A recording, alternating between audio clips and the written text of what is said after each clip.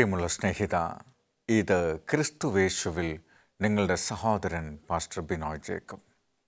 ഇന്നത്തെ തിരുവചന സന്ദേശത്തിലേക്ക് എല്ലാ പ്രിയപ്പെട്ടവർക്കും സ്നേഹപൂർവ്വം സ്വാഗതം. ആ കരുണയ്ക്ക് ഞാൻ യോഗ്യനല്ല എന്ന് തിരിച്ചറിയുന്ന ഒരു ഭക്തൻ്റെ വിശ്വാസത്തെക്കുറിച്ചാണ് നമ്മൾ തുടർച്ചയായി ചിന്തിച്ചു കൊണ്ടിരിക്കുന്നത്. ഇന്ന് നമ്മൾ ചിന്തിക്കുന്ന വിഷയം ദത്തെടുക്കൽ. എഫേസ്യർക്കെഴുതിയ ലേഖനം 1-5 യേശുക്രിസ്തു മുഖാന്തരം നാം ദത്തെടുക്കപ്പെട്ടിരിക്കുന്നു. ക്രിസ്തു മുഖാന്തരം നമ്മൾ ദത്ത് എടുക്കപ്പെട്ടിരിക്കുന്നു. എന്താണ് ദത്തെടുക്കൽ എന്ന് നമുക്കറിയാം.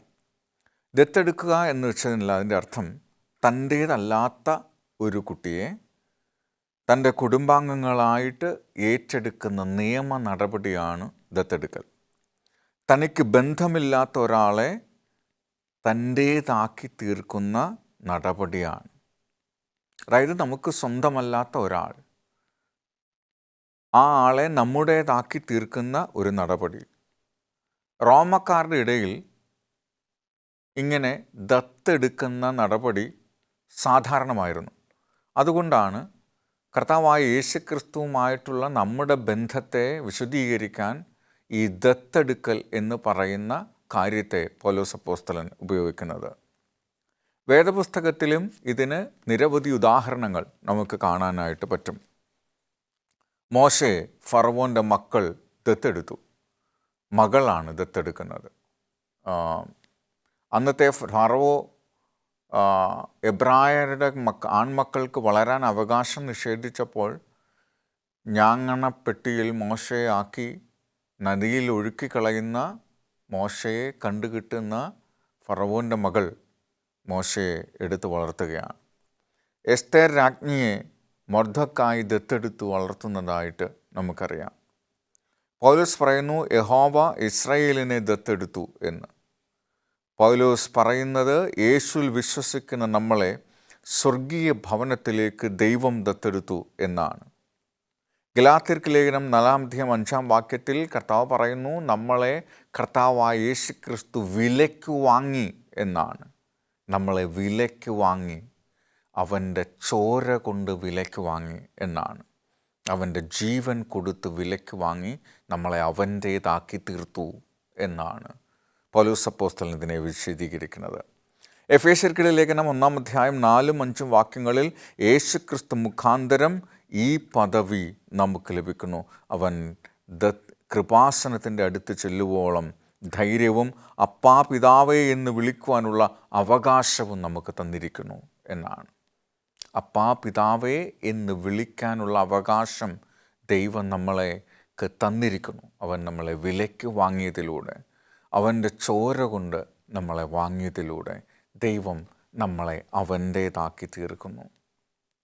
ഈ ഒരു സ്നേഹബന്ധത്തിൻ്റെ ആഴം അളക്കുമ്പോൾ നമ്മൾ പറയും, കർത്താവേ, ഈ കരുണയ്ക്ക് ഞാൻ യോഗ്യനല്ല. നമ്മൾ ദൈവത്തിൻ്റേത് ആകുവാനായിരുന്നില്ല. നമ്മൾ ദൈവത്തിൽ നിന്ന് അകന്നു പോയവരാണ്. എന്നാൽ കർത്താവായ യേശുക്രിസ്തു നമ്മളെ ദത്തെടുത്തു.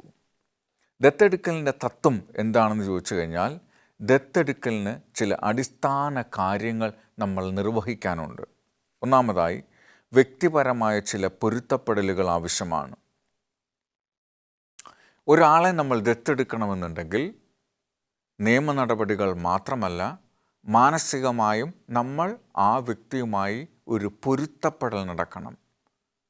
ദത്തെടുക്കുന്ന കുട്ടി അല്ലെങ്കിൽ ആള് അതിന് സമ്മതമല്ലെങ്കിൽ ദത്തെടുക്കൽ പ്രയോജനപ്പെടുകയില്ല. അതായത് 2 വ്യക്തികൾ തമ്മിൽ ഒന്നായി ചേർന്ന് പോകാനുള്ള ഒരു സന്തോഷം, മാനസിക അവസ്ഥ ഉണ്ടാവണം ദത്തെടുക്കലിൽ. നിയമ നടപടികൾക്കപ്പുറം പാപമാണ് ദൈവത്തിൽ നിന്ന് നമ്മളെ അകറ്റുന്നത്. നമ്മുടെ പാപം നമ്മളെ ദൈവത്തിൽ നിന്ന് അകറ്റുന്നു. അതായത് ദത്തെടുക്കാനായിട്ട് നമ്മളെ സ്വന്തം മകനോ മകളോ ആക്കി തീർക്കാനായിട്ട് ദൈവത്തിന് തടസ്സമായിരുന്നത് നമ്മുടെ പാപമാണ്. നമ്മുടെ പാപം മുഖാന്തരമാണ് അവൻ്റെ പുത്രത്വത്തിൽ നിന്ന് നമ്മൾ നഷ്ടപ്പെട്ടു പോയത്. അതുകൊണ്ട് നമ്മളെ വിലയ്ക്ക് നമ്മൾ സാത്താൻ്റെ പിടിയിൽ അമർന്നു പോയി. ഇനി അവനിൽ നിന്ന് നമ്മളെ മോചിപ്പിച്ച് നമ്മളെ വാങ്ങി അവൻ്റെ അവകാശത്തിലേക്ക് കൊണ്ടുപോകണമെന്നുണ്ടെങ്കിൽ കർത്താവായ യേശു ക്രിസ്തുവിന് വില കൊടുക്കണമായിരുന്നു. ആ വില അവൻ്റെ ജീവനായിരുന്നു. എഫേസ്യർക്ക് ലേഖനം 2-ാം അധ്യായം 11 മുതൽ 15 വരെയുള്ള വാക്യങ്ങൾ ക്രിസ്തു നമ്മെ ദത്താക്കി എന്ന് പറയുകയാണ്. ദൈവ കുടുംബത്തിൽ നിന്ന് നമ്മെ അകറ്റിയത് പാപമാണ്. ഒന്നാമതായി അത് നമ്മൾ മനസ്സിലാക്കണം. ആ പാപത്തിൽ നിന്ന് നമ്മളെ മോചിപ്പിക്കാൻ യേശു ക്രിസ്തു ഭൂമിയിലേക്ക് ഇറങ്ങി വരികയും അവൻ്റെ ജീവനെ കൊടുക്കുകയും നമ്മളെ അവൻ്റെ മക്കളാക്കി തീർക്കുകയും ചെയ്തു. ലൂക്കോസ് 38 ആദമിനെ ദൈവത്തിൻ്റെ മകൻ എന്നാണ് സംബോധന ചെയ്യുന്നത്. ആദമിനെ ദൈവത്തിൻ്റെ മകൻ എന്നാണ്. യോഹന്നാൻ 8:44 കാലം പിന്നിട്ടപ്പോൾ യഹോവ പറയുന്നു, നിങ്ങൾ പിശാച് എന്ന ദൈവത്തിൻ്റെ മക്കൾ എന്ന് പറയുകയാണ്. ആദ്യം ദൈവം നമ്മളെക്കുറിച്ച് ആദമിൻ്റെ മക്കൾ, ആദം ദൈവത്തിൻ്റെ മകനാണ്, ദൈവത്തിൻ്റെ പുത്രിപുത്രന്മാരായിരുന്നു. എന്നാൽ മനുഷ്യൻ പാപം ചെയ്തപ്പോൾ നമ്മൾ പിശാചിൻ്റെ മക്കളായി മാറി. കാലം പിന്നിട്ടപ്പോൾ നിങ്ങൾ പിശാച് എന്ന പിതാവിൻ്റെ മക്കൾ ആയി മാറി. ഇനിയും അവിടെ നിന്ന് കർത്താവ് നമ്മളെ തിരിച്ചു കൊണ്ടുവരണം. എഫേസ്യർ 4:18 പാപം നമ്മെ ദൈവത്തിൽ നിന്നും അകറ്റുന്നു. കൊലോസ്യർ 1:21 നീ നിയമവശത്തിന് പുറത്താക്കി കളയുന്നു.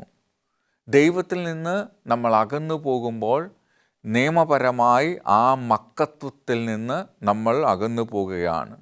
അതിൻ്റെ അർത്ഥം ദൈവ ഉടമ്പടിയിൽ നിന്നും ദൈവ വാഗ്ദത്തത്തിൽ നിന്നും ദൈവത്തിൻ്റെ മക്കളിൽ നിന്നും നമ്മൾ അകന്നുപോയി. ദൈവത്തിൻ്റെ വാഗ്ദത്തത്തിൽ നിന്ന്, ദൈവത്തിൻ്റെ ഉടമ്പടിയിൽ നിന്ന് നമ്മൾ അകന്നുപോയി. ഞാൻ നിന്നെ രക്ഷിച്ചു കൊള്ളാം, ഞാൻ നിന്നെ വീണ്ടെടുത്തു കൊള്ളാം, ഞാൻ നിന്നെ എൻ്റെ മക്കളാക്കി തീർക്കുമെന്നുള്ള ഉടമ്പടിയുടെ പുറത്തേക്ക് നമ്മൾ പോയി പാപമുഖാന്തരം. ഇനിയും ഈ ഒരു ദത്തെടുക്കൽ നിന്ന് അതിനെ നമ്മൾ അവകാശമാക്കി തീർക്കുന്നു. ദത്തെടുക്കുന്നതിലൂടെ പിതാവിൻ്റെ അവകാശം നമുക്ക് ലഭ്യമാകുന്നു. ദൈവം നമ്മളെ ദത്തെടുക്കാതെ ദൈവ കുടുംബത്തിൽ കടന്നു ചെല്ലുവാൻ നമുക്ക് കഴിയുമായിരുന്നില്ല. ഒരു പക്ഷേ കർത്താവായ യേശു ക്രിസ്തു അവൻ്റെ ജീവൻ കൊടുത്ത് നമ്മളെ വിലയ്ക്ക് വാങ്ങിയിരുന്നില്ല എങ്കിൽ നമുക്ക് ദൈവത്തിൻ്റെ കുടുംബത്തിൻ്റെ ഭാഗമാകാൻ ഒരിക്കലും കഴിയില്ലായിരുന്നു. അവൻ്റെ ദയ മുഖാന്തരം, അവൻ്റെ സ്നേഹം മുഖാന്തരം, അവൻ്റെ കരുതൽ മുഖാന്തരം അവൻ നമ്മളെ വിലയ്ക്ക് വാങ്ങിയത് കൊണ്ടാണ് നമുക്ക് അവൻ്റെ കുടുംബത്തിൻ്റെ ഭാഗമായി തീരാൻ കഴിയുന്നത്. എത്ര വലിയ കരുണയാണ്, എത്ര വലിയ സ്നേഹമാണ്, എത്ര വലിയ കരുതലാണ്. അവൻ നമ്മളെ അവൻ്റെ സ്വന്തം മക്കളായി തിരഞ്ഞെടുത്തിരിക്കുന്നു. ദൈവരാജ്യത്തിൻ്റെ അനുഗ്രഹങ്ങൾക്ക് അവകാശമാക്കാൻ ദത്തെടുത്തൽ മുഖാന്തരമല്ലാതെ കഴിയുകയില്ല. എന്ന് വെച്ചാൽ കർത്താവായ യേശു ക്രിസ്തു നമ്മളെ ദത്തെടുക്കുന്നില്ലായിരുന്നെങ്കിൽ ദൈവത്തിൻ്റെ രാജ്യത്തിൻ്റെ ഭാഗമായി തീരാൻ നമുക്കൊരിക്കലും അവകാശമാകുകയില്ല. അവൻ നമ്മുടെ പാപത്തെ ക്ഷമിച്ചതുകൊണ്ടാണ്, അവൻ നമ്മുടെ തെറ്റുകളെ പൊറുത്തത് കൊണ്ടാണ്, അവൻ നമുക്ക് വേണ്ടി കാൽവറിയിൽ യാഗമായി തീർന്നത് കൊണ്ടാണ്, അവൻ്റെ ചങ്കിലെ ചോര മുഴുവനായി നമുക്ക് വേണ്ടി ഊറ്റിയതുകൊണ്ടാണ് നമുക്ക് ദൈവരാജ്യത്തിൻ്റെ അവകാശികളായി ഇന്ന് തീരാൻ കഴിയുന്നത്. ദത്തെടുക്കൽ കൊണ്ട് നമുക്ക് എന്ത് നേട്ടമാണ് ഉണ്ടാകുന്നത്? ഒന്ന്, തകർന്ന ബന്ധത്തിൻ്റെ പുനഃസ്ഥാപനം. ദത്തെടുക്കൽ മുഖാന്തരം ബന്ധങ്ങൾ വീണ്ടും ഇഴുകിച്ചേർക്കപ്പെടുകയാണ്. റിലേഷൻഷിപ്പ്, ബന്ധം വീണ്ടും ചേർക്കപ്പെടുന്നു. നമ്മൾ അകന്നുപോയവരാണ്, അവകാശത്തിൽ നിന്ന് മാറിപ്പോയവരാണ്, നമ്മൾ പുറം തള്ളപ്പെട്ടതാണ്. പക്ഷേ കർത്താവ് ദത്തെടുത്തുകൂടി ആ പഴയ ബന്ധത്തിലേക്ക് നമ്മൾ തിരിച്ചെടുക്കുന്നു. ലൂക്കോസ് 15:11 മുതൽ 28 വരെ വായിക്കുമ്പോൾ കർത്താവ് നമ്മളെ ആ ബന്ധത്തിലേക്ക് തിരികെ കൊണ്ടുവരുന്നു. അവൻ്റെ കരുണ മുഖാന്തരം, അവൻ്റെ ദയ മുഖാന്തരം, അവൻ്റെ സ്നേഹം മുഖാന്തരം. എഫേസ്യർക്ക് ലേഖനം 2-ാം അധ്യായം 1 മുതൽ 16 വരെ വായിക്കുമ്പോൾ ദത്തെടുക്കൽ മൂലം നമ്മൾ ജാതികളായിരുന്നവർ അവൻ്റെ സ്വന്തം ജനത്തിൻ്റെ ഭാഗമായി മാറുന്നു. റോമർ 12:11 മുതൽ 28 വരെ വായിക്കുമ്പോൾ സുവിശേഷത്തിൻ്റെ അവകാശികളാക്കുന്നു. നമ്മളെ സുവിശേഷത്തിൻ്റെയും അവകാശികളാക്കി മാറ്റുന്നു. സുവിശേഷം നമ്മുടേതായി മാറുന്നു. ഇത് കർത്താവായ യേശുക്രിസ്തുവിൻ്റെ രക്ഷയാണ്. ആ രക്ഷ നമ്മുടേതായി മാറുകയാണ്. ഇനിയും ദത്തെടുക്കൽ സാധ്യമാകുന്നത് ഒരേ ഒരു കാര്യത്തിലൂടെ മാത്രമാണ്. പിതാവുമായി ബന്ധത്തിൽ യേശുവിൻ്റെ യാഗം അംഗീകരിക്കുന്നതിലൂടെ മാത്രം. കർത്താവായ യേശുക്രിസ്തു നമ്മളെ ദത്തെടുക്കുമ്പോൾ ആ ദത്ത് ഏകപക്ഷീയമല്ല. കർത്താവ് നമ്മളെ എടുത്തു എന്ന് പറഞ്ഞാലും നമ്മൾക്കൊരു ഭാഗമുണ്ട്. നമ്മുടെ റോൾ എന്ന് വെച്ച് കഴിഞ്ഞാൽ കർത്താവ് വിലക്കെടുത്തത് നമ്മൾ അംഗീകരിക്കണം. അതായത് എൻ്റെ തെറ്റുകൾക്ക്, എൻ്റെ പാപത്തിന് മോചനം കിട്ടാൻ യേശുക്രിസ്തുവിൻ്റെ യാഗം ആവശ്യമാണ്. അവൻ്റെ കാൽവരി യാഗം മുഖാന്തരം വിശ്വാസത്താൽ എനിക്ക് നീതി കിട്ടും, ഞാൻ അവൻ്റെ കുടുംബത്തിൻ്റെ ഭാഗമായിത്തീരും എന്ന് ഉള്ള ദൈവവാക്കുകൾ നമ്മൾ വിശ്വസിക്കണം. വിശ്വസിക്കാതെ നമുക്കൊരിക്കലും ആ ദത്തെടുക്കലിൻ്റെ കരാറിലേക്ക് വരാൻ സാധിക്കില്ല. അപ്പോൾ അതിനുള്ള ആ ഒരു ബന്ധത്തിലേക്ക് കടന്നു വരാനുള്ള നമ്മുടെ ഭാഗം കർത്താവിൻ്റെ വാക്കുകൾ വിശ്വസിക്കുക. ഞാൻ എൻ്റെ മക്കളാക്കി എടുക്കും, ഞാൻ നിന്നെ സംരക്ഷിക്കും, ഞാൻ നിന്നെ വലിയൊരു ജാതിയാക്കും, ഞാൻ നിന്നെ വാലല്ല തലയാക്കും, ഉന്നതങ്ങളിൽ വാഹനമേറ്റി ഓടുമാറാക്കും എന്നൊക്കെയുള്ള ആ ഉടമ്പടി ബന്ധത്തിലേക്ക് നമ്മൾ വരണമെന്നുണ്ടെങ്കിൽ ദൈവം പറയുന്ന കാര്യങ്ങൾ അംഗീകരിക്കാം. ആ കാര്യങ്ങൾ നമ്മൾ വിശ്വാസമുള്ളവരായിത്തീരണം. റോമർക്കെഴുതിയ ലേഖനം 5:1-5 വരെ അതിനെക്കുറിച്ച് വിശദമാക്കുന്നു. യേശുവിനെ നമ്മുടെ രക്ഷിതാവായി സ്വീകരിക്കുമ്പോൾ നാം അവൻ്റെ ഉറ്റവരാകുന്നു. എഫേസ്യർ 1:6 ഈ ആശയം നമ്മൾ കാണുന്നത്. കർത്താവായ യേശുക്രിസ്തുവിനെ വിശ്വസിക്കുമ്പോൾ നമ്മൾ യേശുവിനെ സ്വന്തം രക്ഷിതാവായി അംഗീകരിക്കുന്നവരായി മാറും. സ്വന്തം രക്ഷിതാവായി അംഗീകരിക്കുന്നവരായി മാറും. നമ്മൾ ഈ കർത്താവായ യേശുക്രിസ്തുവിൻ്റെ രക്ഷാപദ്ധതിയിൽ, അവൻ്റെ ത്യാഗത്തിൽ വിശ്വസിക്കുമ്പോൾ നമ്മൾ അതിനെ ഓൺ ചെയ്യും. നമ്മളതിനെ നമ്മുടേതാക്കി മാറ്റും. ഈ വാക്ക് എനിക്കും വേണ്ടിയുള്ളതാണ്, ഞാനതിൽ വിശ്വസിച്ചാൽ എനിക്ക് നിത്യരാജ്യം കിട്ടും, അതുകൊണ്ട് ഞാൻ വിശ്വസിക്കുന്നു, നീ പറഞ്ഞത് പാലിക്കും, നിൻ്റെ രാജ്യത്തിൽ എനിക്ക് ചേരാൻ പറ്റും എന്ന് നമ്മൾ വിശ്വസിക്കുമ്പോഴാണ് രണ്ട് വ്യക്തികൾ തമ്മിലുള്ള കരാറായി അത് മാറുന്നത്. ഞാൻ നിന്നെ ദത്തെടുക്കുന്നു, ആ വ്യക്തി ആ ദത്ത് അംഗീകരിക്കുന്നു. അംഗീകരിക്കുന്നില്ലെങ്കിൽ നമുക്ക് ഒരിക്കലും ആ റിലേഷൻഷിപ്പിൽ തുടരാൻ സാധിക്കില്ല. അതുകൊണ്ട് ദൈവവുമായിട്ടുള്ള ആ ബന്ധത്തിൽ നമ്മൾക്ക് തുടരണമെന്നുണ്ടെങ്കിൽ നമ്മൾ ഒന്നാമതായി കർത്താവിൽ വിശ്വസിക്കണം, രണ്ടാമതായി യേശുക്രിസ്തുവിനെ നമ്മുടെ രക്ഷിതാവായി നമ്മൾ സ്വീകരിക്കണം. അപ്പോൾ മാത്രമേ നമുക്കതിന് സാധ്യമാകുള്ളൂ. എഫേസ്യർക്ക് ലേഖനം 3:6-2 പറയുന്നു, യേശുക്രിസ്തുവിൻ്റെ കൂട്ടവകാശികളാകുന്നു.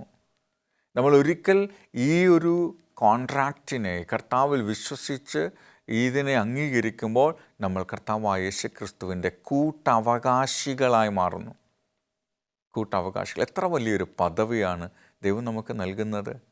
ദൈവത്തിൻ്റെ കൂട്ടവകാശി. കൂട്ടവകാശി. എനിക്കും ഇതിൻ്റെ ഉടമസ്ഥാവകാശമുണ്ട്. ഈ പ്രപഞ്ചത്തിൻ്റെ, ഈ രക്ഷാപദ്ധതിയുടെ, നിത്യജീവൻ്റെ, നിത്യരാജ്യത്തിൻ്റെ നമ്മളും അതിൻ്റെ ഭാഗമാണ്. എത്ര വലിയൊരു കാര്യമാണ്. എഫേസ്യർ 1:7, ഗലാത്യർ 4:5 പറയുന്നു, പാപക്ഷമയം ക്രിസ്തുവിലൂടെ നിത്യജീവൻ്റെ പ്രത്യാശയും നമുക്ക് ലഭിക്കുന്നു. നമ്മൾ ഈ റിലേഷൻഷിപ്പിനെ അംഗീകരിക്കുമ്പോൾ നമുക്ക് പാപത്തിൻ്റെ ക്ഷമ ലഭിക്കും, നിത്യജീവൻ്റെ പ്രത്യാശയും നമുക്ക് ലഭിക്കും. പാപക്ഷമ, ക്രിസ്തുവിൻ്റെ രക്തത്താൽ നമുക്ക് പാപം വിമോചിച്ച് കിട്ടും. അതാ പറഞ്ഞു, നീ എൻ്റെ പാപങ്ങൾ എന്നോട് ഏറ്റുപറയുക, ഞാനതിനെ ക്ഷമിക്കും. ഞാനതിനെ ക്ഷമിച്ച് കളഞ്ഞാൽ മറന്നു കളയും, പിന്നെ ഞാൻ ഓർക്കത്തേയില്ല. സമുദ്രത്തിൻ്റെ അടിത്തട്ടിൽ ഞാനതിനെ ഇട്ട് കളയും, ഇതൊരിക്കലും തിരിച്ചു വരില്ല. അത് നമ്മൾ വിശ്വസിക്കണം. പക്ഷേ ഇന്ന് നമ്മളങ്ങനെയല്ല. നമ്മൾ പല കാര്യങ്ങളും കർത്താവിനോട് പറയുമെങ്കിലും വീണ്ടും നമ്മുടെ ഉള്ളിൽ ആ കുറ്റബോധം നമ്മളെ ഭരിക്കാൻ തുടങ്ങും. വീണ്ടും വീണ്ടും ആ തെറ്റുകൾക്ക് നമ്മൾ കർത്താവിനോട് പാപക്ഷമ ചോദിച്ചുകൊണ്ടിരിക്കും. കാരണം നമ്മുടെ മനസ്സിനെ ആ കുറ്റബോധം നിറയ്ക്കുന്നു, കീഴ്പ്പെടുത്തുന്നു, അടിമയാക്കുന്നു. അതുകൊണ്ടാണ് കർത്താവ് പറയുന്നത്, പാപക്ഷമ, അവൻ്റെ ദത്തെടുക്കലിനെ നമ്മൾ അംഗീകരിക്കുമ്പോൾ, വിശ്വാസത്താൽ അംഗീകരിക്കുമ്പോൾ നമുക്ക് പാപക്ഷമ ഉറപ്പായും ലഭിക്കും. അതുമാത്രമല്ല, നമുക്ക് നിത്യജീവൻ്റെ പ്രതീക്ഷയും ലഭിക്കും. അവൻ്റെ രാജ്യത്തിൻ്റെ അവകാശികളാക്കി തീർക്കും. അവനോടൊപ്പം നിത്യം താമസിക്കാനുള്ള വലിയ അനുഗ്രഹം നമുക്ക് ലഭിക്കും. ദൈവകുടുംബത്തിൽ നമ്മെ സ്ഥിരീകരിച്ചതിൻ്റെ തെളിവായി, ഉടമ്പടിയുടെ തെളിവായി ദൈവമായ പരിശുദ്ധാത്മാവിനെ നമുക്ക് നൽകും. നമ്മൾ ഈ പ്രോസസ്സ് അംഗീകരിച്ച് കഴിയുമ്പോൾ നമുക്ക് 2 പേര് കോൺട്രാക്റ്റ് എഴുതുമ്പോൾ ആ ഒപ്പിട്ടതിൻ്റെ ഡോക്യുമെൻ്റ് നമ്മൾ 2 കൂട്ടർക്കും കൊടുക്കും. കാരണം നമുക്ക് തെളിവ് വേണ്ടേ നമ്മളിങ്ങനെ ചെയ്തു എന്നുള്ളതിന്, ആരെങ്കിലും ചോദിച്ചു കഴിഞ്ഞാൽ. അപ്പോൾ അതുകൊണ്ട് ദൈവ കുടുംബത്തിൽ നമ്മളെ ചേർത്തു. നമ്മൾ വിശ്വാസത്താൽ കർത്താവ് നമ്മളെ ദത്തെടുത്തു. അവൻ്റെ ചോര കൊണ്ട് നമ്മളെ വിലയ്ക്ക് വാങ്ങി. ആ ദത്തെടുക്കൽ പ്രക്രിയ നമ്മൾ അംഗീകരിക്കുന്നു. വിശ്വാസത്തിലൂടെ നമുക്ക് പാപക്ഷമയും നിത്യജീവനും ലഭിച്ചു. നമ്മൾ ദൈവകുടുംബത്തിൻ്റെ ഭാഗമായി മാറി. അതിനുള്ള സമ്മതപത്രമായി നമുക്ക് ലഭിക്കുന്നത് പരിശുദ്ധാത്മാവാണ്. പരിശുദ്ധാത്മാവിൻ്റെ പ്രവർത്തനമാണ്. കർത്താവ് പറഞ്ഞു, ഞാൻ പോകുന്നു, ഞാനൊരു കാര്യസ്ഥനെ അയക്കും, അവൻ വന്ന് സകല സത്യത്തിലും നിങ്ങളെ വഴി നടത്തും. അവൻ പാപത്തെക്കുറിച്ച്, നീതിയെക്കുറിച്ച്, ന്യായവിധിയെക്കുറിച്ച് നിങ്ങളെ ബോധ്യം വരുത്തും.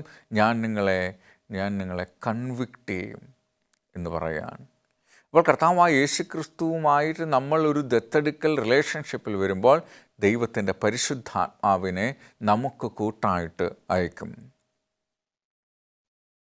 ആ പരിശുദ്ധാത്മാവ് നമ്മുടെ ഉടമ്പടിയുടെ തെളിവാണ്. അതാണ് നമ്മുടെ കയ്യിലുള്ള തെളിവ്. ദൈവം നമ്മളുമായിട്ട് വെച്ചിരിക്കുന്ന, നമ്മളെ മക്കളാക്കിക്കൊള്ളാമെന്നുള്ള ആ ദൗത്യത്തിൻ്റെ തെളിവ് ഇതാണ്. യേശുക്രിസ്തു രക്ഷാപദ്ധതിയുടെ ശക്തി നമ്മിൽ കാക്കുന്നു എന്ന് എഫേസ്യർ 3:20-21 വാക്യം പറയുന്നു. യേശുക്രിസ്തുവിൻ്റെ രക്ഷാപദ്ധതിയുടെ ശക്തിയിൽ അവൻ നമ്മളെ കാക്കുന്നു, അവൻ നമ്മളെ സംരക്ഷിക്കുന്നു, അവൻ നമ്മളെ സൂക്ഷിക്കുന്നു. കർത്താവിൻ്റെ 2ാമത്തെ പ്രത്യക്ഷതയിൽ നിത്യജീവൻ എന്ന വാഗ്ദത്തം നമുക്ക് ലഭിക്കും.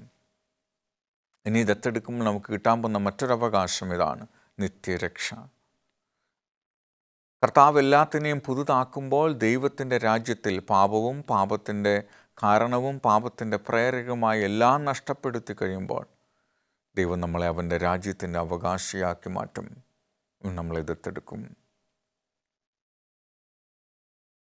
പുതിയ യെരൂശലേം എന്ന പുതിയ ഭൂമിയും ജീവവൃക്ഷത്തിൻ്റെ ഫലങ്ങളും നാം ഭക്ഷിക്കും. ആ അവകാശം കിട്ടുമ്പോൾ പുതിയ ഭൂമിയുടെ എല്ലാ നന്മകളും നമുക്ക് അവകാശമാക്കാൻ കഴിയും. നമ്മൾ യെരൂശലേമിലുണ്ടാവും, നമ്മൾ ജീവവൃക്ഷത്തിൻ്റെ ഫലങ്ങൾ കഴിക്കും, നമ്മൾ കർത്താവിനോടുകൂടെ താമസിക്കും. അവൻ എൻ്റെ ജനവും അവർ എൻ്റെ ജനവും ഞാൻ അവരുടെ ദൈവവുമായി, അവർ എന്നോടുകൂടെ ഇരിക്കും. ദൈവത്തിൻ്റെ സാമീപ്യത്തിനുള്ളിൽ ആയിരിക്കാൻ നമുക്ക് സാധിക്കും. നമ്മുടെ പാപങ്ങളെ ആഴത്തിൽ കുഴിച്ചു മൂടുകയും അവൻ്റെ സ്വർഗീയ കുടുംബത്തിലേക്ക് നമ്മളെ ദത്തെടുക്കുകയും ചെയ്യും. കർത്താവ് നമ്മുടെ പാവങ്ങളെല്ലാം മറന്നു കളയും. അവൻ ഇതിനെക്കുറിച്ച് ഇനി ഓർക്കുകയുമില്ല. നാം ദൈവത്തിൻ്റെ ദത്തെടുക്കൽ പെടുകയാൽ ഭയത്തിൻ്റെ അടിമത്തിൽ നിന്ന് അവരുടെ കൃപയുടെ സിംഹാസനത്തിലേക്ക് അപ്പാ പിതാവേ എന്ന് വിളിക്കുവാൻ തക്കവണ്ണം നമുക്ക് അവസരം ലഭിച്ചിരിക്കുകയാണ്. നാം ദൈവത്തിൻ്റെ ദത്തെടുക്കപ്പെടുകയാൽ ഭയത്തിൻ്റെ അടിമത്തത്തിൽ നിന്ന് മാറി കൃപയുടെയും സിംഹാസനത്തിലേക്ക് അപ്പാ പിതാവേ എന്ന് ആ സൃഷ്ടിതാവിനെ വിളിക്കാനുള്ള യോഗ്യത നമുക്ക് ലഭിക്കുന്നു. നാം ദൈവത്താൽ ദത്തെടുക്കപ്പെടുന്നത് കൊണ്ടാണ് ഈ അവകാശം നമുക്ക് കിട്ടുന്നത്. പ്രിയമുള്ള സ്നേഹിത, നിങ്ങൾ കർത്താവായ യേശുക്രിസ്തുവിൻ്റെ ഈ ദത്തെടുക്കലിനെ നിങ്ങളുടെ ജീവിതത്തിൽ അംഗീകരിക്കാൻ ആഗ്രഹിക്കുന്നുണ്ടോ? നിനക്കവൻ്റെ മകനോ മകളോ ആയിത്തീരാൻ ആഗ്രഹിക്കുന്നുണ്ടോ? നിങ്ങൾ കർത്താവായ യേശുക്രിസ്തുവിൽ വിശ്വസിക്കുന്നുണ്ടോ? അവൻ നമുക്ക് വേണ്ടി ചൊരിഞ്ഞ ചോര മുഖാന്തരം നമുക്കവൻ്റെ മക്കളായിത്തീരാം എന്നുള്ള വലിയ പ്രതീക്ഷയിൽ നിങ്ങൾ അംഗീകരിക്കുന്നുണ്ടോ? കർത്താവ് നിങ്ങളെ സ്നേഹിക്കുന്നു. അവൻ നിങ്ങളെ ആവശ്യമാണ്. അവൻ നിങ്ങളെ നോക്കിക്കൊണ്ടിരിക്കുകയാണ്. അവൻ്റെ ദൗത്യത്തിൻ്റെ കരങ്ങളായിത്തീരുവാൻ ദൈവം നമ്മളെ ഉപയോഗിക്കാൻ ആഗ്രഹിക്കുന്നു. അതുകൊണ്ടാണ് അവൻ നമ്മളെ വിളിച്ചു വേർതിരിച്ചത്. അതുകൊണ്ടാണ് കർത്താവ് നമ്മളോട് പറഞ്ഞത്, നീ നിൻ്റെ മാതാവിൻ്റെ ഉദരത്തിൽ ഉരുവാകും മുമ്പേ ഞാൻ നിന്നെ അറിഞ്ഞിരുന്നു, ഞാൻ നിന്നെ ജാതികൾക്ക് പ്രവാചകനായി നിയോഗിച്ചിരിക്കുന്നു, ഞാൻ കൽപ്പിച്ചാക്കിയിരിക്കുന്നു എന്ന് പറഞ്ഞതിൻ്റെ അർത്ഥം. പ്രിയമുള്ള സ്നേഹിത, നിങ്ങൾ ഈ കർത്താവിനെ, അവൻ്റെ ത്യാഗത്തെ അംഗീകരിച്ച് അവനിൽ വിശ്വസിച്ച് അവൻ നമ്മളെ വിലയ്ക്ക് വാങ്ങിയിരിക്കുന്നു എന്നുള്ള യാഥാർത്ഥ്യത്തെ സമ്മതിച്ചുകൊണ്ട് നമ്മുടെ സ്വാർത്ഥതകളെയും നമ്മുടെ ഇഷ്ടങ്ങളെയും നമ്മുടെ ശാഠ്യങ്ങളും എല്ലാം കർത്താവിൻ്റെ കരങ്ങളിൽ സമർപ്പിക്കുവാൻ നിങ്ങൾ ആഗ്രഹിക്കുന്നുണ്ടോ? എത്ര വലിയ കരുതലാണ്, എത്ര വലിയ സ്നേഹമാണ്, എത്ര വലിയ സുരക്ഷിതത്വമാണ് കർത്താവ് നമുക്ക് നൽകിയിരിക്കുന്നത്. ഈ ലോകം തരുന്നത് പോലെയല്ല ഞാൻ തരുന്ന സമാധാനം. കർത്താവിൻ്റെ സമാധാനം അവൻ നമുക്ക് തന്നേച്ചു പോയിരിക്കുന്നു.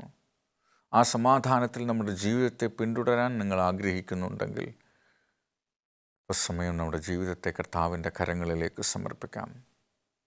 കാരണം അവൻ നിങ്ങൾക്ക് വളരെ പ്രിയപ്പെട്ടതാണ്. അവൻ നമ്മളെ ഉപേക്ഷിച്ച് കളയുന്നില്ല, അവൻ നമ്മളെ തഴയുന്നില്ല, അവൻ നമ്മളെ മറന്നു പോകുന്നില്ല. അവൻ നമ്മളെ അവൻ്റെ ഉള്ളം കൈയിൽ വരച്ചു സൂക്ഷിക്കുന്നു. അത്രമാത്രം കരുതുന്ന ദൈവം, അത്രമാത്രം നമ്മളെ സ്നേഹിക്കുന്ന ദൈവം, ആ ദൈവത്തെ നിങ്ങളുടെ രക്ഷയുടെ ഉറപ്പാക്കി മാറ്റാൻ കഴിയുമോ? നിങ്ങളുടെ ജീവൻ്റെ രക്ഷകനായി അംഗീകരിക്കാൻ കഴിയുമോ? അവൻ നിങ്ങളുടെ ജീവിതത്തെ രൂപാന്തരപ്പെടുത്താൻ ആഗ്രഹിക്കുന്നു. ഇന്ന് നമുക്ക് ഭൂമിയിൽ ആരുമില്ലായിരിക്കും. നമ്മുടെ മാതാപിതാക്കൾ പോലും നമ്മളെ തിരിച്ചറിയുന്നുണ്ടാവില്ല. നമ്മുടെ പ്രിയപ്പെട്ടവരും ഉറ്റവരും നമ്മുടെ സങ്കടങ്ങളും പ്രയാസങ്ങളും അറിയുന്നില്ല. നമ്മൾ ചെയ്യുന്ന നന്മ അവർ കാണുന്നില്ല. അവരെപ്പോഴും വിചാരിക്കുന്നത്, ഓ ഓ അവൻ ഇത്രയൊക്കെ ആവുള്ളൂ, ഇന്നിങ്ങനെയൊക്കെ ആവുള്ളൂ. പക്ഷെ അങ്ങനെയല്ല. കർത്താവ് നമ്മളെ വില കൊടുത്ത് വാങ്ങിയിരിക്കുന്നു. ആ വില എന്ന് പറയുന്നത് വെറും നാണയത്തുട്ടല്ല, പണവുമല്ല, അതവൻ്റെ ജീവനാണ്. ആ ജീവൻ നമുക്ക് വേണ്ടി അവൻ നൽകിക്കഴിഞ്ഞു. അത് മുഖാന്തരം നമുക്ക് ലഭിച്ചിരിക്കുന്ന നിത്യജീവൻ്റെ അവകാശികളായിത്തീരാൻ നിങ്ങൾ ആഗ്രഹിക്കുന്നുണ്ടെങ്കിൽ കർത്താവായ യേശു ക്രിസ്തു നമ്മളെ വിലയ്ക്ക് വാങ്ങി. അവൻ നമ്മളെ ദത്തെടുത്തു. അവൻ നമ്മുടെ മകനാക്കി തീർത്തു. അവൻ നമ്മളെ മകളാക്കി തീർത്തു. അവൻ്റെ ഏകജാതനായ പുത്രനെ നമുക്ക് വേണ്ടി യാഗമായി ഭൂമിയിൽ അയക്കത്തക്ക വിധത്തിൽ അവൻ നമ്മളെ സ്നേഹിച്ചിരുന്നു. ആ സ്നേഹത്തെ നിങ്ങളുടെ ജീവിതത്തിൻ്റെ ഭാഗമാക്കി തീർക്കാൻ നിങ്ങൾ ഇഷ്ടപ്പെടുന്നുണ്ടോ? അവൻ്റെ മക്കത്വത്തിൻ്റെ അവകാശത്തിൽ നിലനിൽക്കാൻ ആഗ്രഹിക്കുന്നുണ്ടോ? ഉണ്ടെങ്കിൽ നമുക്ക് പ്രാർത്ഥിക്കാം. ഞങ്ങളെ സ്നേഹിക്കുന്ന സ്വർഗീയ പിതാവേ, നിൻ്റെ കൃപ ഞങ്ങൾക്ക് മതി. നീ ഞങ്ങളെ ദത്തെടുത്തത് കൊണ്ട് അങ്ങേ സ്തുതിക്കുന്നു. ലോകത്തിൻ്റെ സ്വാധീനങ്ങൾ ഞങ്ങൾക്കൊരുപാടുണ്ട്. മറ്റുള്ളവരെങ്ങനെ ആയിത്തീരിക്കണമെന്ന് ഉള്ള പ്രതീക്ഷകളിൽ നിന്ന് നമ്മൾ കർത്താവെ പലപ്പോഴും നമ്മൾ നമ്മുടെ ജീവിതത്തെ മാറ്റി സ്ഥാപിച്ചിട്ടുണ്ട്. എങ്കിലും നിൻ്റെ സ്നേഹത്തിൻ്റെ ചിറകടിയിൽ ആയിത്തീരുവാൻ, നിൻ്റെ രക്ഷയുടെ ചിറകടിയിൽ താമസിക്കുവാൻ ഞങ്ങൾ ആഗ്രഹിക്കുന്നു. നിൻ്റെ സ്നേഹത്തിൻ്റെ ഊഷ്മളതയും നിൻ്റെ കാവലിൻ്റെ നന്മയും അനുഭവിച്ചറിയാൻ ഞങ്ങളെ തന്നെ സമർപ്പിക്കുന്നു. അവിടുന്ന് ഞങ്ങളെ അങ്ങയുടെ രാജ്യത്തിൻ്റെ ഭാഗമാക്കി തീർക്കണമേ.